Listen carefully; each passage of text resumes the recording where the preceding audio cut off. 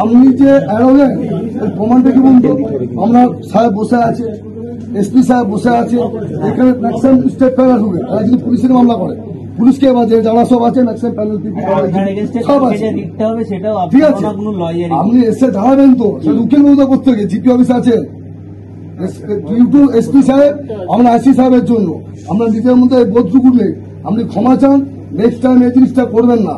আপনি যারা করেছেন এসে যে বসে আছে আমি তো বললাম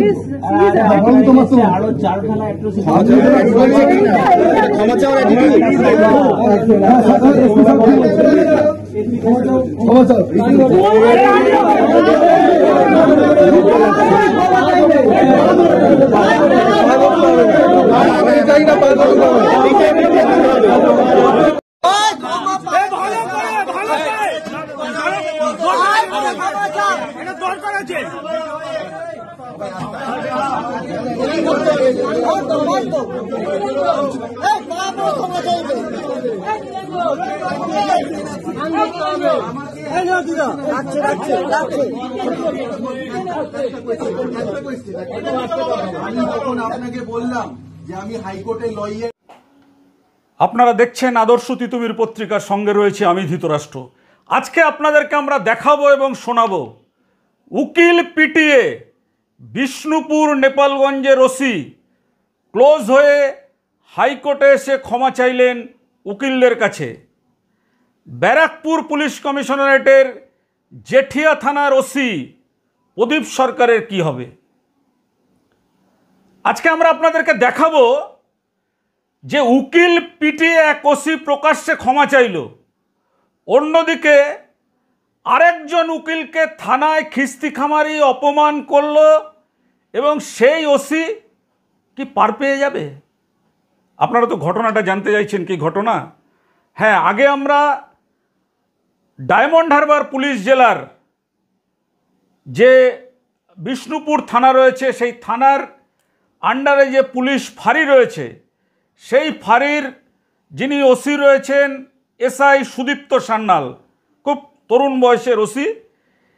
এই থানাতে এই ফাঁড়িতে মক্কেলের হয়ে গিয়েছিলেন হাইকোর্টের অ্যাডভোকেট সৌরভ মণ্ডল এবং সেখানে তিনি যাওয়ার পরে অকারণে তাকে বেধড়ক মারধর করেন এবং শুধু মারধর নয়, তাকে বলা হয় যে গাঁজা কেসে তাকে ঢুকিয়ে দেওয়া হবে। নতুন যে বিএনএসের আইন এসছে তাতে নার্কোটিক কেসে তাকে ঢুকিয়ে দেওয়া হবে। হাইকোর্টের অ্যাডভোকেটের পরিচয় পাওয়ার পরেও এই সৌরভ মণ্ডলকে কিন্তু এভাবেই অত্যাচার করেছেন এই বিষ্ণুপুর থানার নেপালগঞ্জের ফাঁড়ির OC sub inspector Sudipta Sanyal. এবং এরপরে এই যে আইনজীবী সৌরভ মণ্ডল তিনি কিন্তু হাইকোর্টের বারকে জানায় এবং হাইকোর্টের বারের যিনি সেক্রেটারি রয়েছেন শঙ্কর প্রসাদ দলপতি তিনি কিন্তু গোটা হাইকোর্টের যে প্রধান বিচারপতি রয়েছেন তাকে চিঠি দিয়ে অভিযোগ দিয়ে সমস্ত আদালতের হাইকোর্টের সমস্ত কাজকর্ম বন্ধ করে দেন এবং তাদের একটা দাবি ছিল যে এই যে বিষ্ণুপুর থানার নেপালগঞ্জ ফাঁড়ির যিনি ওসি রয়েছেন SI sub inspector Sudipta Sanyal তাকে সাসপেন্ড করতে হবে এবং তাকে চাকরি থেকে অপসারণ করতে হবে। রাতারাতি সমস্ত আদালত বন্ধ হয়ে যাওয়ার পরে ডায়মন্ড হারবার পুলিশ জেলার এসপি কিন্তু এই যে সুদীপ্ত সান্যাল ছিলেন তাকে কিন্তু ক্লোজ করেন এবং তাকে লাইনে ক্লোজ করে নেন। এখানেও কিন্তু ঘটনার শেষ নয়। আমরা আজকে যে ছবি আপনাদেরকে তুলে দেখাতে চাই, সরাসরি হাইকোর্টে এসে একেবারে হাইকোর্টে উকিলদের যে চেম্বার রয়েছে সেখানে এসে কিন্তু হাতজোড় করে তাকে ক্ষমা চাইতে হয় এই সাব ইন্সপেক্টর সুদীপ্ত সান্যালকে। এটা তো আপনারা জেনেছেন, সবাই জেনেছেন, সমস্ত মিডিয়াতে এই খবরটা কভার করেছে। কিন্তু আমরা আজকে যে খবরটা আপনাদের কাছে তুলে ধরতে চাই, একই রকম ঘটনা ঘটেছে ব্যারাকপুর পুলিশ কমিশনারেটের জেঠিয়া থানাতেও।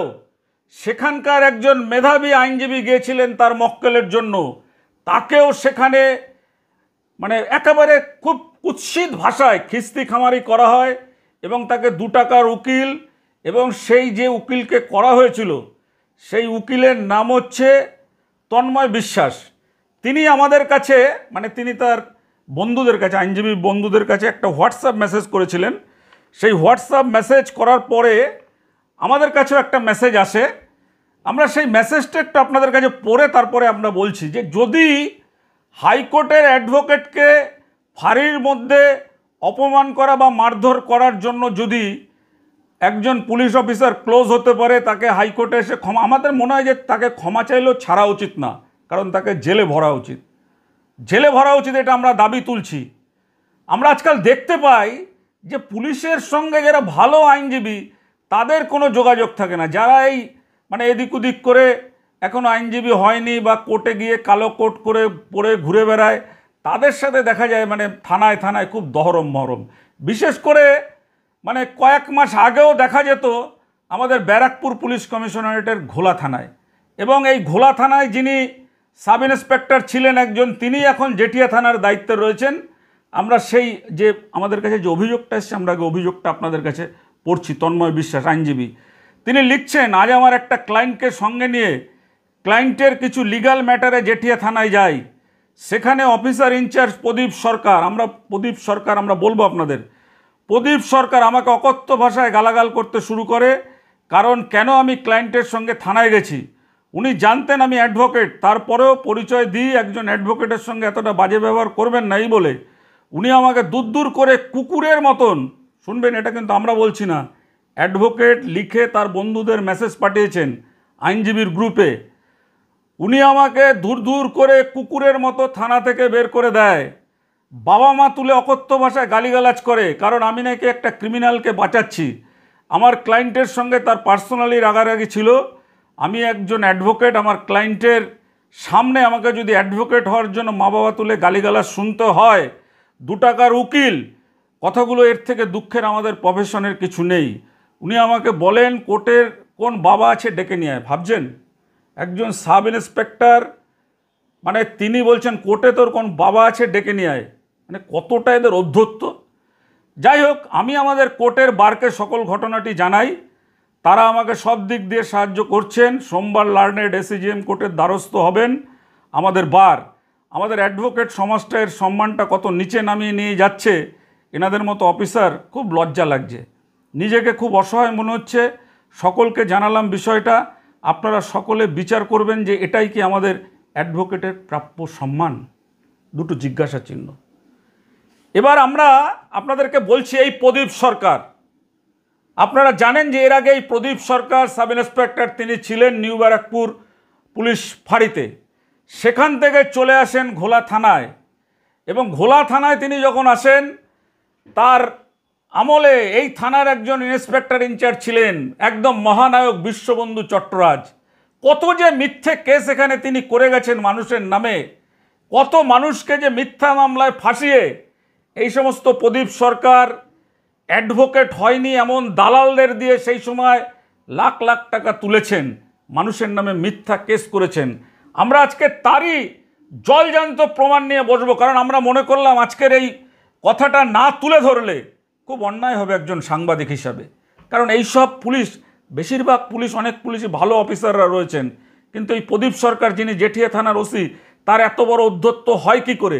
তিনি একজন আইনজীবীকে কিভাবে কুকুরের মতন থানা থেকে তাড়াতে পারেন? আমরা এই প্রশ্নটা তুলছি। আমাদের এখানে আরও একটা প্রশ্ন রয়েছে, সেই প্রশ্নটা হলো যে এই প্রদীপ সরকার যখন ঘোলা থানায় ছিলেন, অ্যাডভোকেট হয়নি এমন একজন মহিলার সঙ্গে তার খুব দহরম মহরম ছিল, এবং সেই মহিলা বিভিন্ন মিথ্যা মামলা করত, এবং এই প্রদীপ সরকার সেই মিথ্যা মামলাগুলির তদন্তকারী অফিসার হয়ে ওই মহিলাকে দিয়ে মোটা অঙ্কের টাকা তুলে তারপর প্রদীপ সরকার উৎকোচ গ্রহণ করতেন। আমরা কিন্তু প্রমাণ হাতে নিয়ে কথা বলছি, আপনাদের আজকে সেই প্রমাণ আমরা দেখাবো। আমাদের কাছে একটি অভিযোগ রয়েছেন, সেই যে ঘোলা থানায় একটি কেস হয়েছিল, যে কেস নাম্বার হচ্ছে 175 ডেটেড 11/5/2019, যে কেসের তদন্তকারী অফিসার ছিলেন সাব ইন্সপেক্টর প্রদীপ সরকার, যিনি এখন জেঠিয়া থানার ওসি। এই প্রদীপ সরকার কি করেছে, যে মহিলা তাকে কেস দিতেন সেই মহিলা খুব চাপে পড়ে গেছিলেন, কি চাপে পড়ে গেছিলেন যে এই মহিলা কিভাবে মানুষকে মিথ্যা মামলা ফাঁসায়, কিভাবে বিভিন্ন জায়গায় অনৈতিক কাজ করেন, তার হল হকিকত নিয়ে কয়েকজন সাংবাদিক সেই খবরটা প্রকাশ করছিলেন। এবং তখন ওই মহিলা ঘুমের ওষুধ খাওয়ার ভান করে তিনি হাসপাতালে এসে ভর্তি হন এবং ভর্তি হওয়ার পরে ঘোলা থানায় একটি মোকদ্দমা চালু করান। এই প্রদীপ সরকার সেই রাতে কিন্তু হাসপাতালে এসেছিলেন, সিসিটিভির ফুটেজ, তার ছবি রয়েছে। আমরা আজকে যেটা আপনাদের কাছে তুলে ধরব যে সেই কেসটাতে মোটা অঙ্কের টাকা নিয়ে কোনো রকম মেডিকেল রিপোর্ট কোনো রকম কিচ্ছু না দেখে প্রদীপ সরকার সেই মামলাটিতে মিথ্যা চার্জশিট দিয়ে গেছেন। কোথায় যাবেন, সব আমাদের কাছে রয়েছে, সব আমরা দেখাচ্ছি, আপনাদেরকে শোনাচ্ছি। সেই সময় যে মহিলা হাসপাতালে ভর্তি হয়েছিল, government of West Bengal office of the superintendent Panihati state general hospital, Barasat road, Sodepur, north 24 Pargana, সেই হাসপাতালে যে মহিলা ভর্তি হয়েছিলেন তার জন্য তার কি অসুস্থতা হয়েছিল 13/5/2019 তারিখে একটা আরটিআই করা হয়েছিল। সেই আরটিআইতে দেখা যাচ্ছে একদম পরিষ্কার করে লিখে দেওয়া হয়েছে, as per treatment sheet record stomach wash of the patient named, আমরা নামটা বলছি না, পরে বলবো, named at her admission on 10/5/2019 was clear, কিচ্ছু নেই, waterly without any smell। সে ঘুমের ওষুধ খেয়ে ভর্তি হয়েছিল, বলছে তার পেটে কিছু নেই, তার কোনো গন্ধ নেই, কিচ্ছু নেই, তিনি কিন্তু সম্পূর্ণ সুস্থ। এবং খুব মজার বিষয় যে তিনি যখন ভর্তি হলেন, সে ভর্তি হওয়ার পরে কি করলেন, কখন ভর্তি হলেন, পেশেন্টের নাম, was admitted at the hospital from 10:32 PM, মানে রাত্রি 10:32 PM, 10/5/2019, শুনবেন ভালো করে মনোযোগ দিয়ে, টু 1:05 AM, মানে 10:35-এ ভর্তি হয়ে 1:05-এ হাসপাতাল থেকে চলে গেলেন। কোথায় চলে গেলেন, লিখে নিয়ে গেলেন আরজি কর অথবা সাগর দত্তে ভর্তি হবে, কিন্তু সেখানে ভর্তি হলেন না, না হয়ে একটা প্রাইভেট নার্সিংহোমে ভর্তি হয়ে সেখান থেকে মানে কয়েক ঘন্টা থেকে তারপর বাড়ি পালালেন। মানে আসলে তো কিছু হয়নি। এই প্রদীপ সরকার ছিল সেদিনকের সেই কেসের মাস্টার মাইন্ড, আর তাকে সহযোগিতা করেছিলেন এই থানায়, যিনি ঘোলা থানায় রয়েছেন, বিশ্ববন্ধু চট্টরাজ, তিনি সহযোগিতা করেছিলেন। অর্থাৎ এই প্রদীপ সরকারদের কিন্তু জাল উকিল বা এই ধরনের যারা দালালি করেন, মানুষকে মিথ্যা মামলা ফাঁসায়, তাদের সঙ্গে খুব দহরম মহরম। একজন মেধাবী আইনজীবী তন্ময় বিশ্বাস, তিনি ব্যারাকপুর কোর্টে প্র্যাকটিস করেন, তিনি থানায় গেছেন, তাকে তো অপমান করে তাড়াবেনি, কারণ তন্ময় বিশ্বাসের থেকে মাল খেতে পারবেন না, তন্ময় বিশ্বাস মিথ্যা কেস করে তাকে টাকা দিতে পারবে না। আমাদের কাছে এখানে আরও একটা প্রশ্ন, যে এই ব্যারাকপুর পুলিশ কমিশনারেটে এত মেধাবী পুলিশ অফিসার থাকতেও প্রদীপ সরকার, যার বিরুদ্ধে বিভাগীয় তদন্ত হয়েছে, কিভাবে তাকে একটা থানার ওসির দায়িত্ব দেওয়া হলো? এর পেছনে নেপথ্যে কি কারণ রয়েছে? কোনো লেনদেন হয়নি তো? আপনারা কি বলেন?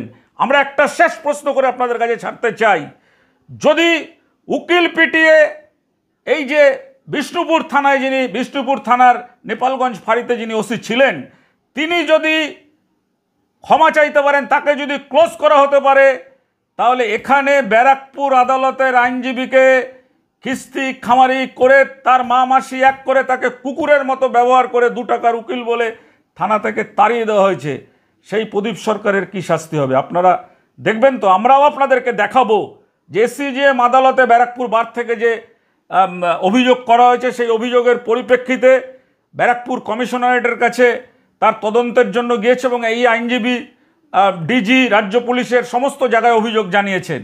আপনাদেরকে আমরা জানাবো, আমরা হাল হকিকত হদিশ আপনাদের কাছে তুলে ধরবো যে সাব ইন্সপেক্টর প্রদীপ সরকারের শেষ পর্যন্ত কি হলো।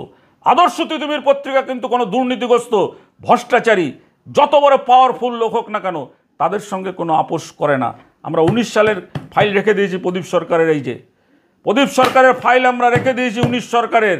আমরা দেখব যে এই প্রদীপ সরকার কিভাবে উকিল পিটিয়ে তিনি বাঁচতে পারেন, একজন সাচ্চা আইনজীবী পিটিয়ে তিনি বাঁচতে পারেন, অথচ যারা আইনজীবী হয়নি তাদের সঙ্গে দহরম মহরম রেখে কিভাবে 19 সাল থেকে 21 সাল পর্যন্ত ঘোলা থানায় টাকা পয়সা তুলেছিলেন তার একদম জ্বলন্ত প্রমাণ নিয়ে আমরা আসব। অপেক্ষা করতে হবে আগামী কিস্তিতে, আমাদের আগামী প্রতিবেদনে। আপনারা লক্ষ্য রাখুন, আজকের প্রতিবেদন দেখুন। যদি আপনাদের ভালো লাগে, আপনাদের পছন্দ হয়, তাহলে আমরা অনুরোধ করব যে এই খবর আপনারা সর্বত্র ছড়িয়ে দিন। দাদা, প্রথমেই জানতে চাইবো আপনার নাম।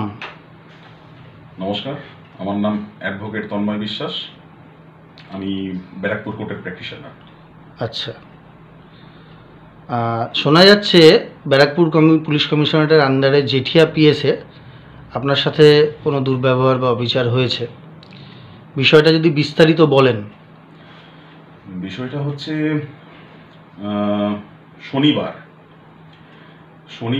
গত শনিবার আমি আমার একজন ক্লায়েন্ট নাম জয়দীপ মিত্র, তাকে নিয়ে আমি থানায় যাই তার অ্যাসিস্ট্যান্সের জন্য। কি ব্যাপার হয়েছিল, তার একটা থানা হাজিরার জন্য মানে ডেট পড়েছিল। সেই ডেটের তিনি যেতে নার্ভাস ফিল করছেন, তিনি আমাকে বলেন যে স্যার আমি এরকমভাবে নার্ভাস ফিল করছি, একটু আপনি আমার সঙ্গে গেলে ভালো হয়। তার সঙ্গে আমি থানায় গেলে থানার ওখানে অফিসার 1.5 থেকে 2 ঘন্টা আমাদেরকে ওয়েট করিয়ে রাখেন। 10:40 গেছিলাম যতদূর সম্ভব আমার সকালবেলা। 1.5 থেকে 2 ঘন্টা আমাদেরকে ওয়েট করিয়ে রেখে, সেই ডিউটি অফিসারের নাম কি? ডিউটি অফিসার মানে যিনি ইনভেস্টিগেটিং অফিসার ছিলেন তার নাম অনিল বাগ, আর ওখানকার অফিসার ইনচার্জ যিনি আছেন তার নাম হচ্ছিল প্রদীপ সরকার। আচ্ছা, তো আমি ওখানে ওয়েট করি, আমার ক্লায়েন্টের মুখের দিকে তাকিয়ে আমি ওখানে কিছুক্ষণ ওয়েট করি। ওয়েট করার পরে ওসি আসেন, দেখি আমি ওসি সাহেব আসার পরে আইও সাহেব আসলেন। এসে দেখলাম আমার ক্লায়েন্টকে আটকে রেখেছেন, ইনভেস্টিগেশন করছেন। আটকে রাখা তো ভুল কথা, বসিয়ে ইনভেস্টিগেশন করছেন। করার পর আমি এক মুহূর্তে দেখলাম যে আমার ক্লায়েন্ট সেখান থেকে অসুস্থ হয়ে পড়লেন। আমি আমার মতো করে জিজ্ঞাসাবাদ করলাম যে কী ব্যাপার, কী বৃত্তান্ত। কোনো রকম কোনো বাকবিতণ্ডা কিচ্ছু হয়নি। এর পরবর্তীতে ওসি সাহেব তার চেম্বার থেকে এসে আমার ক্লায়েন্টের উপরে অকথ্য ভাষায় গালিগালাজ শুরু করলেন। অকথ্য ভাষায়, সেটা আমি মানে আমার নিজের মুখে বলতেও সেটা আমার লজ্জা লাগবে। এক মুহূর্তে উনি আমার দিকে তাকিয়ে বললেন যে আপনি কে? আমি ওনাকে বললাম আমার ক্লায়েন্ট, আমি তার অ্যাডভোকেট, তার অ্যাসিস্ট্যান্সের জন্য আমি এসেছি, তিনি নার্ভাস ফিল করছিলেন সেই কারণে। এটা শুনে উনি আমার প্রতি প্রচণ্ড পরিমাণে মানে ক্ষিপ্ত হয়ে উঠলেন, প্রচণ্ড পরিমাণে। আমাকে যাচ্ছে তাইভাবে আমাকে অপমান করলেন। মানে এতটাই দুর্ব্যবহার, সেই দুর্ব্যবহার আমি আপনাদেরকে মানে বলে বোঝাতে পারবো না।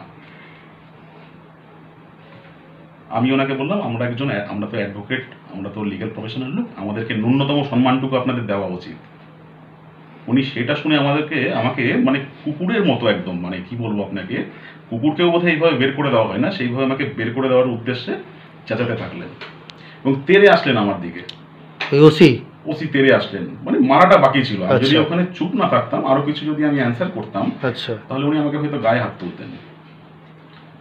অকথ্য ভাষা, মানে সেই ভাষাটা আমি যেখানে বলার সেখানে আমি বলে দিচ্ছি, কিন্তু আমি হয়তো মিডিয়ার সামনে বলতে পারছি না, আমার নিজের লজ্জা লাগছে বলতে জিনিসগুলো। সেই ভাষায় এতটা ইনসাল্ট করলেন, এতটা অপমান করলেন। আমি ওনাকে তার পরবর্তীতেও বললাম এই ইনসাল্টটা আপনি করবেন না, এই এতটা ইনসাল্ট আপনার করা উচিত হচ্ছে না। কিন্তু সেটা না শুনে উনি দূর করে তাড়িয়ে দিলেন, বলছেন রাস্তায় এইখানে দাঁড়াতে হবে, এইখানে গিয়ে দাঁড়াতে। এই দুর্ব্যবহারের কারণ কি মনে হয় আপনার? কারণ একটাই, আমার যে ক্লায়েন্ট গেছিলেন আমার সঙ্গে, সেই কেসটা উনি আমাকে ছেড়ে দেওয়ার কথা বলছিলেন। তা একটা অ্যাডভোকেট একটা পুলিশের কথায় কেস নেবে বা পুলিশের কথায় কেস ছাড়বে, এটা তো একটা মানে হাস্যকর ব্যাপার।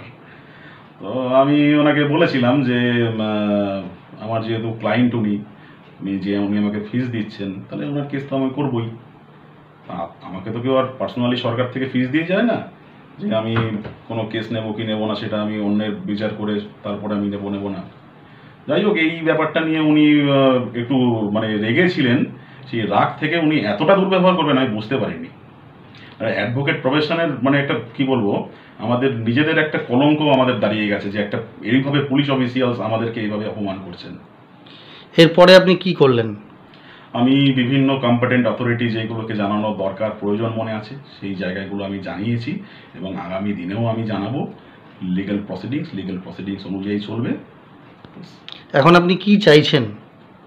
উনি যেই দুর্ব্যবহারটা আমার সঙ্গে করেছেন, যাতে আগামী দিনে অন্য কোনো অ্যাডভোকেটের সঙ্গে এই দুর্ব্যবহারটা না হয়, তার জন্য আমি যেটা করার আমি অবশ্যই করব। আচ্ছা আচ্ছা, মূলত আপনার জন্যই তো আপনার উকিলবাবু জেঠিয়া থানাতে গেছিলেন। একদম ঠিক। আপনি ওনার ক্লায়েন্ট, আপনার কেসটা নিয়ে আপনি কি কেস আপনার বিরুদ্ধে ফাইল হয়েছিল যেটার কারণে এই ঘটনার সূত্রপাত? আমার ক্ষেত্রে যেটা দিয়েছিলেন জেঠিয়া থানা থেকে, সেটা হচ্ছে 307 ধারা, হাফ মার্ডার বা না কি বলে অ্যাটেম্প টু মার্ডার, সেই একটা মার্ডারের ধারা দিয়েছিলেন। সেটা দিয়েছিলেন গত 4ঠা, রেজাল্ট কবে বেরিয়েছে, জুন মাস না, 4ঠা জুন, 3রা মে আমাকে এই কেসটা দেওয়া হয়। আচ্ছা, এই কেসটার পরে আপনি উকিলবাবুর সাথে যোগাযোগ করেন? একদম। আচ্ছা, তো এই যে থানায় গেছিলেন, থানায় মূলত আপনি কি উদ্দেশ্যে গেছিলেন? আমাকে মহামান্য আদালত থেকে বলা হয়েছিল যে আমাকে কন্ডিশনাল বেল, এবং সেটা কি আমি তো বুঝতে পারিনি। তো আমাকে বলা হয়েছিল প্রত্যেক সপ্তাহে একদিন করে আয়ো সাহেব যিনি আছেন তার সঙ্গে আমাকে যোগাযোগ করতে হবে, এবং একটা ডায়েরি দিয়েছিল, সেখানে হাজিরা মানে উনি আমাকে সই করে দেবেন যে আমি ওনার সঙ্গে যোগাযোগ করছি, আমার বিহেভিয়ার কীরকম আছে, কীভাবে চলছি, উনি সেটা সার্টিফিকেট উনি দেবেন। তা সেই পরিপ্রেক্ষিতে আমি প্রথম দিন যাই। প্রথম দিন যেহেতু আমাকে অনেকক্ষণ আটকে রেখে তারপর দেয়, আমি ঠিক আছে কোনো ব্যাপার নয়, 1 ঘন্টা আটকেছে, কী আছে, অসুবিধা নেই, হয়তো আমাকে দেখছে, চেক করছে যে আমি কিভাবে চলছি। তারপরের দিন যখন আমি ফোন করি দ্বিতীয় সপ্তাহে, উনি আমাকে বললো আমি আউট অফ স্টেশন আছি, তুমি 4-5 দিন পরে ফোন করো। তা আমি 3-4 দিন পরে থানায় যাই, সন্ধ্যাবেলায় যাই, উনি আমারটা নিল না, বলছে কালকে সকালে আসো, মানে শুক্রবার রাত্রিবেলায় যাই। উনি আমাকে শনিবার সকালে ডাকলো। তা শনিবার সকালে আমি আবার আমার অ্যাডভোকেট সাহেবকে এসে বলি যে দেখেন আবার কালকে সকালেও আমাকে ডেকেছে। তখন উনি বললো ঠিক আছে, আপনার কি মনে হয়? আমি একটু না ভয়ই ফিল করছি যে ওনাদের অন্য কোনো চক্রান্ত হতে পারে, এটাও তো একটা ফেক কেস দিল, হয়তো আমাকে অন্য কোনো চক্রান্ত অন্যভাবে ফাঁসাতে চাইছে, আপনি একটু আমার সঙ্গে কাইন্ডলি কালকে যদি যান আমি খুব উপকারিত হয়। এই কথা বলাতে উনি বললো ঠিক আছে আমি আপনার সঙ্গে কালকে যাব। তা আমরা গেলাম, ঠিক উনি টাইম দিয়েছিল 10:30 থেকে 11টা। সেই যে এই যে আপনাকে ফাঁসাতে চাইছে, এই যে আপনার যে ভয় আতঙ্কটা সৃষ্টি হলো, এর পিছনে কি থানার পদস্থ আধিকারিকদের কোনো দুর্ব্যবহার বা কোনো হুমকি আপনাকে দেওয়া হয়েছিল? হুমকি তো উনি আমাকে দিয়েই চলেছেন। আচ্ছা, এমনকি যেদিনকে লাস্ট বেরিয়ে আসছি সেদিনকে উনি আমাকে বলছে তোকে আমি ফাঁসিয়েই ছাড়বো, তোকে আমি কে বলছেন থানার কোন আধিকারিক? বড়বাবু?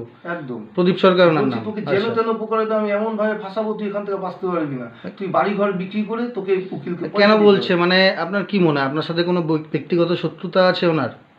না, ব্যক্তিগত শত্রুতা বলতে এরকম কোনো ব্যাপার নেই,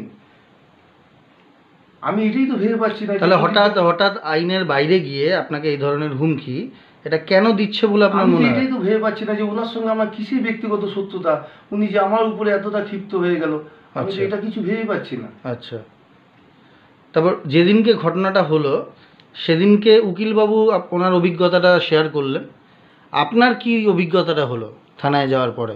থানায় যাওয়ার পরে তো আমি ওখানে অপেক্ষা করছি, এবার আয়ু সাহেব এসছে, আয়ু সাহেবের সঙ্গে কথা বলছি যে স্যার আমারটা হাজিরাটা করে দেন। বলছে দেখ বড়োবাবু আসুক তারপর তোর হাজিরাটা হবে, তুই এখানে অপেক্ষা কর। আমি যথারীতি অপেক্ষা করছি বাইরে দাঁড়িয়ে। তো ফট করে যখন বড়োবাবু ঢুকলেন ওখানে, ঢুকে আয়ু সাহেবকে ডেকে বলছো বাইরে গেল, ওকে ভিতরে নাও, লক আপ করে দাও। আমি চিন্তা করছি আমি হাজিরা দিতে এলাম কোর্টের কথাতে, মহামান্য আদালতের কথাতে, আবার আমাকে লক আপই হয়ে যেতে হবে।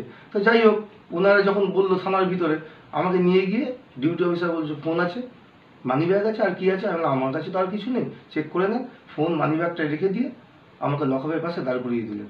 এবার যথারীতি দাঁড়ানোর পর আমার হাই প্রেশারের রুগী, আমার প্রেশার হাই হয়ে গেছে, তো ডিউটি অফিসার আমাকে জল টল সব ব্যবস্থা করে দিয়েছে, মাথায় জল দিয়ে দিয়েছে।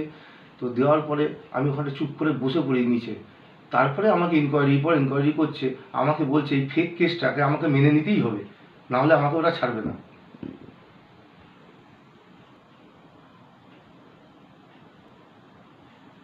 আচ্ছা, এই তারপরে আপনি অসুস্থ হয়ে পড়লেন, তারপরে আপনি থানা থেকে কখন ছাড়া পেলেন? ধরুন 2:10-15 নাগাদ আমাকে থানা থেকে হাজিরা নিয়েছিলেন ওনারা? হ্যাঁ, হাজিরা নিয়ে তারপর আমাকে ছাড়লেন। আচ্ছা, তো এই যে আইনের রক্ষক বলে যারা পরিচিত, সেখানে গিয়ে আপনার যে এই অভিজ্ঞতা হলো, এখন আপনি কি চাইছেন? আমি আপনাদের সংবাদ মাধ্যমে জানাতে চাইছি যে এইরকমভাবে সাধারণ মানুষের একটা ভরসার স্থল হচ্ছে গিয়ে আমাদের থানা পুলিশ। কিন্তু আমি বাঁচতে পারবো না, আমার পরিবার আছে, আমার সংসার আছে, আমার বাবা মারা গেছে 6 মাস হয়েছে, আমার মা আছে বাড়িতে। তুই যদি উনি ফেক কেস দিয়ে আমাকে ভিতরে ঢুকিয়ে দেয় কোনোভাবে, আমাদের বাঁচার কোনো উপায় থাকবে না আর। এই হুমকিটা কে দিচ্ছেন আপনাকে? এই হুমকিটা ডাইরেক্ট বড়বাবু দিয়েছেন আমাকে। বড়বাবু? বড়বাবু, ওনার নাম প্রদীপ সরকার? প্রদীপ সরকার, আচ্ছা, জেঠিয়া থানায় পোস্টিং। জেঠিয়া থানা। মানে হুমকি দিচ্ছেন যে মিথ্যা কেস আরও দেবো, আরও দেবো এবং তোকে ফাঁসিয়ে রেখে দেবো। আরও দেবো মানে কি বর্তমানে যে কেসটি কমপ্লেনটি লজ হয়েছে আপনার বিরুদ্ধে সেটিও তার মানে মিথ্যা? সেটা তো আমি তো বলছি 100% মিথ্যা আছে। মানে উনি নিজেই বলছেন যে আরও মিথ্যা কেস দেবো? আরও মিথ্যা কেস দেবো। আচ্ছা, তার দিলবাবুকে দেবেন কি একটা, সেটা কি বলেছেন? ও বলছে তোর সঙ্গে তোর পার্টি করবো, তোর উকিলকে, তোর উকিল কি করে বাঁচে দেখবো, তোর উকিলকেও লকাবে ঢোকাবো, দেখ কিভাবে করছি। আচ্ছা, তোরা বেশি ল বুঝে গেছিস, আমরা ল জানি, থানা আমার। তা হঠাৎ যে এই যে আইনের বাইরে বেরিয়ে আপনার প্রতি যে আক্রমণ, এটা কি কারণ মনে হচ্ছে? মানে আপনার কাছ থেকে কি কিছু ডিমান্ড করেছিলেন কেউ, থানার কোনো আধিকারিক বা কোনোদিন করেনি, বা পুরনো কোনো আক্রোশ? না এরকম আমি কি বলছি আপনি কারণটা বুঝতে পারছেন না? বুঝতে পারছি না। আচ্ছা, তা আপনি ওনাকে বড়বাবুকে জিজ্ঞাসা করেছিলেন যে এই যে ব্যবহারের কারণটা কি হতে পারে? আমি তো একজন সাধারণ মানুষ। আমি জিজ্ঞেস করেছিলাম, বলছি তুই যে ওকে মেরেছিস, তুই ওকে অ্যাটেম্পট মার্ডার করতে গেছিস, এটাই তো শাস্তি, তুই আমার এখানকার সব থেকে টপমোস্ট ক্রিমিনাল নাকি, আমি বানিয়েই দিল আমাকে ক্রিমিনাল উনি। আচ্ছা, আপনার নামটা কি দাদা? আমার নাম জয়দীপ মিত্র।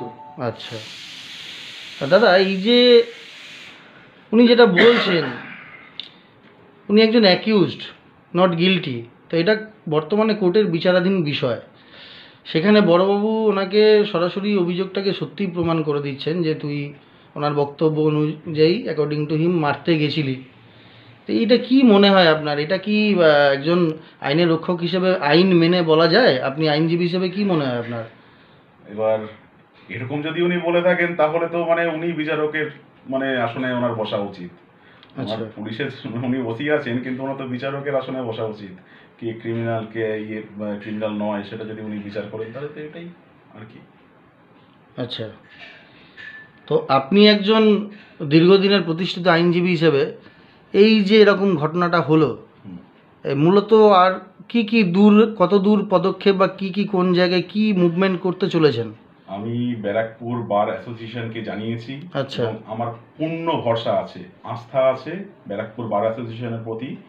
যেরকম বিগত দিনে আমরা দেখতে পেয়েছি যে হাইকোর্টের একজন আইনজীবীকে প্রচণ্ডভাবে হেনস্থা করার পরবর্তীতে একজন পুলিশ অফিসিয়াল শাস্তি পেয়েছেন, ঠিক আমারও পূর্ণ আস্থা আছে ব্যারাকপুর বার অ্যাসোসিয়েশন এবং পুরো আমাদের লিগ্যাল সিস্টেমের প্রতি, যে জুডিশিয়ারির প্রতি, যে ইনি যে দুর্ব্যবহারটা করেছেন তার দৃষ্টান্তমূলক শাস্তি তিনি পাবেন, আমার ভরসা আছে।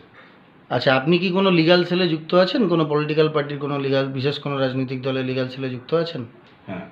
আচ্ছা, তো সেই লিগ্যাল সেলকেও আপনি জানিয়েছেন অভিযোগটা? লিগ্যাল সেলকে, এটা তো যদি কোনো পলিটিক্যাল ভাবে যদি কোনো কিছু ঘটতো তাহলে আমি লিগ্যাল সেলকে জানাতাম, কিন্তু এটা তো কোনো পলিটিক্যাল ভাবে কিছু ঘটেনি। আচ্ছা, সেই কারণে লিগ্যাল সেলের এখানে আসার কোনো প্রশ্নই নেই। আচ্ছা, এটা ব্যক্তিগত আক্রমণ করেছেন, একটা অ্যাডভোকেটকে আক্রমণ করেছেন।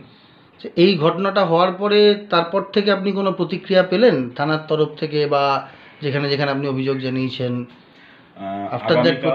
আগামীকাল 25 তারিখ, 25শে জুলাই 2024 আমাদের ব্যারাকপুর কোর্টের বার অ্যাসোসিয়েশনের মিটিং আছে এই ব্যাপারটি নিয়ে। আচ্ছা, তার রেজুলেশন হবে কি হবে না সেটা কালকেই মিটিংয়ে জানা যাবে। আচ্ছা, এবং বিভিন্ন জায়গায় যে আমি জানিয়েছি কম্পিটেন্ট অথরিটিকে, সেইখান থেকে এখনো পর্যন্ত কিছু মানে রিপ্লাই আমি পাইনি। কালকে দেখি মিটিংটা কি হয়। মিটিংয়ের ভরসা আছে, আমার পূর্ণ আস্থা আছে।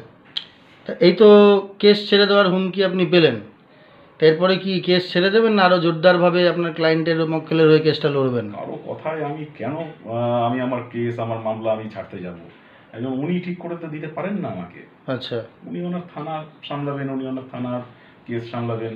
আর কোন কেস আমি নেব, কোন কেস নেব না, সেটা তো আমার ব্যক্তিগত ব্যাপার। এখানে তো উনি ইন্টারফেয়ার করার কোনো ব্যাপার নেই। তা পশ্চিমবঙ্গের আপামর আইনজীবী এবং সাধারণ মানুষদের উদ্দেশ্যে কি বার্তা দিতে চান? আমি এইটুকুই বার্তা দিতে চাই যে আগামী দিনে এইভাবে কোনো আইনজীবীকে যেন হেনস্থা না হতে হয় বাজেভাবে, যেটা ইল্লিগাল ওয়েতে হচ্ছে, এবং সাধারণ মানুষ আইনজীবী যদি হেনস্থা হয় তাহলে সাধারণ মানুষ তো হবেই আরো বেশি করে। হুম। তাহলে এই আমাদের টোটাল সিস্টেমটাকে আমাদেরকে চেঞ্জ করার খুবই প্রয়োজন এই